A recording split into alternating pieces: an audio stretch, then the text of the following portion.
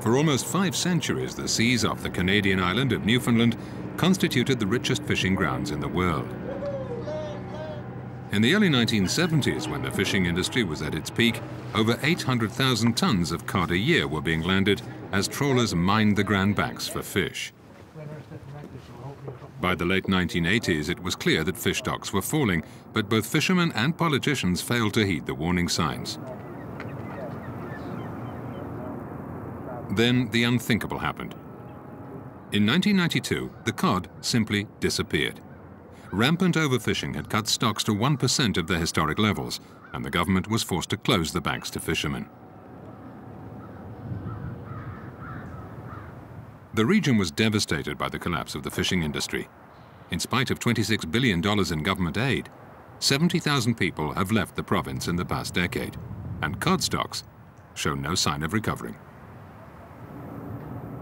One of the lessons of the Newfoundland cod collapse is that traditional ways of measuring wealth, such as gross domestic product, can be misleading.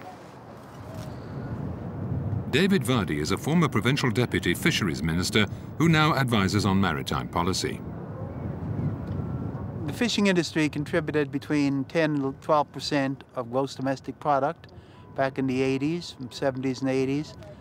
And now it contributes about 5%. But you know, GDP is meaningless if it's based upon a non-sustainable resource, because it's not a measure of well-being, it's a measure of using wealth, of consuming wealth that you had, as opposed to earning income from your capital assets.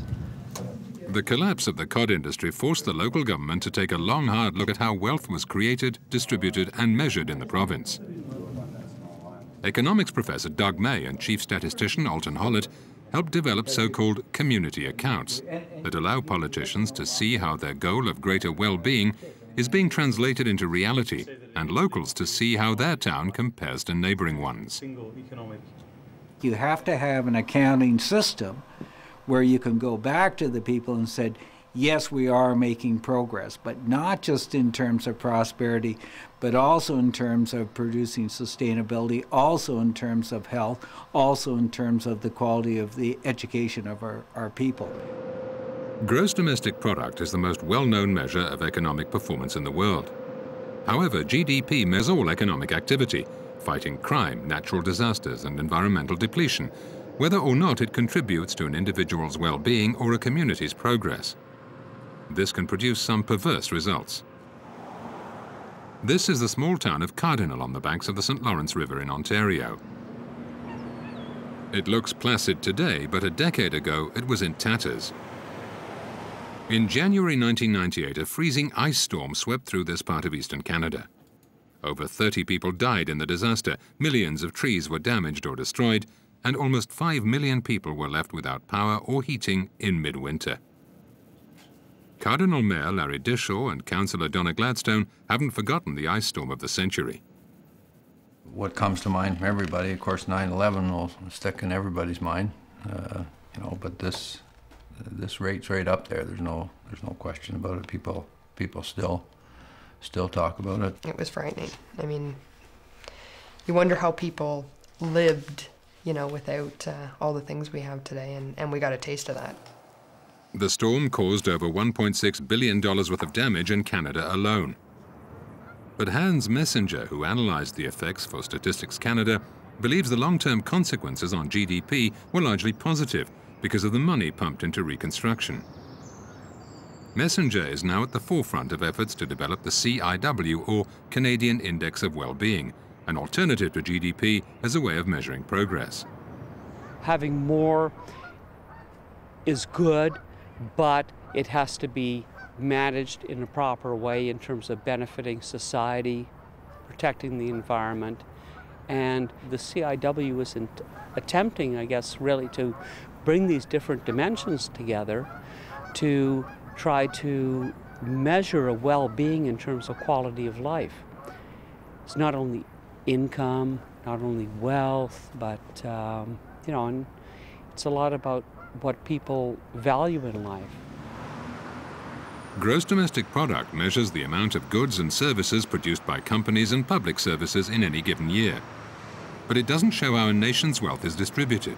Britain's GDP has grown faster than most European countries over the last decade, but this growth has done little to narrow the gap between rich and poor.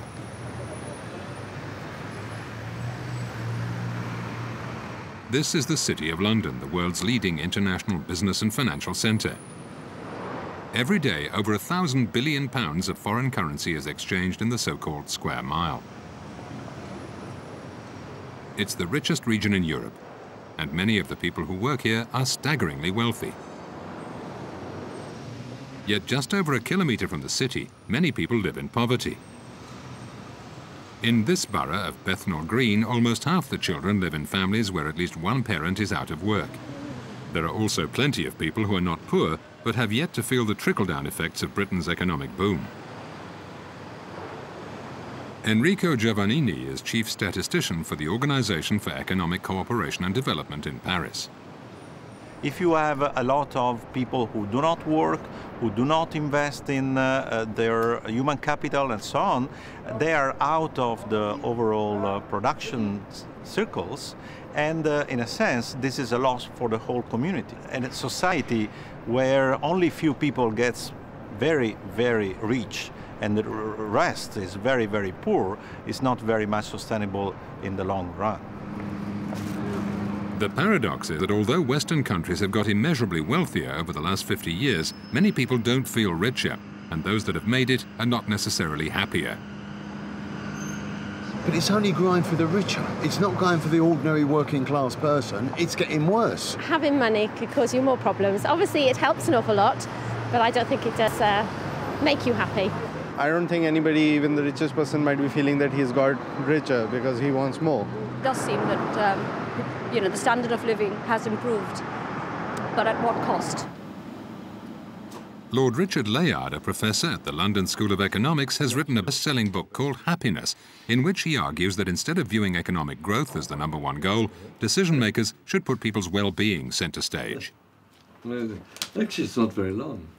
I mean, if you look at satisfaction with the main relationships that people have, satisfaction with marriage, satisfaction with job, satisfaction with the community, these are down at the same time that income is rising, and people will tell you that they feel their life is increasingly difficult and stressful. So it's obvious that we've got a kind of false god if we're saying that almost anything is justified if it produces an increase in GDP.